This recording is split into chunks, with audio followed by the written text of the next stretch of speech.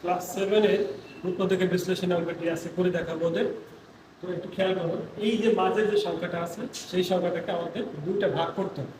এমন দুটি সংখ্যা নিব যে দুটি সংখ্যা গুণ করলে 30 হবে, এবং যদি সেই দুটি সংখ্যা যোগ করি তাহলে হবে 11।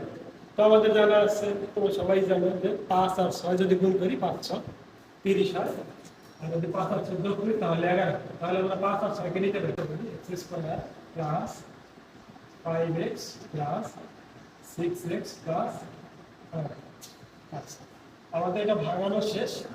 এবার আমরা দুই পাশ থেকে কমন নিব।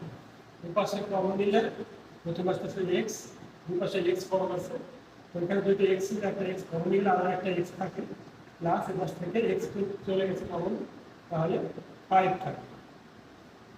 এই পাশে আমরা প্লাসটা নিয়ে তারপরে এই দুই পাশ থেকে কি কমন দেয়, এখানে x নাই, 6 আছে, 30 এর মধ্যেও 6 আছে, তাই 5 6 30, 5 বার যায়, তাহলে আমরা 6 কমন নিতে পারি।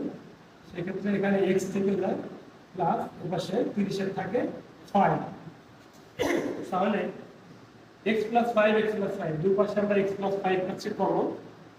দুই পাশ থেকে আমরা x প্লাস 5 টাকে যদি কমন নেই তাহলে বাকি থাকে এই পাশে x, এই পাশে থাকে প্লাস 6, এদেরকে আমরা একটা ব্র্যাকেটের মধ্যে রাখিয়ে নিয়ে ফেলতে। আচ্ছা, তাহলে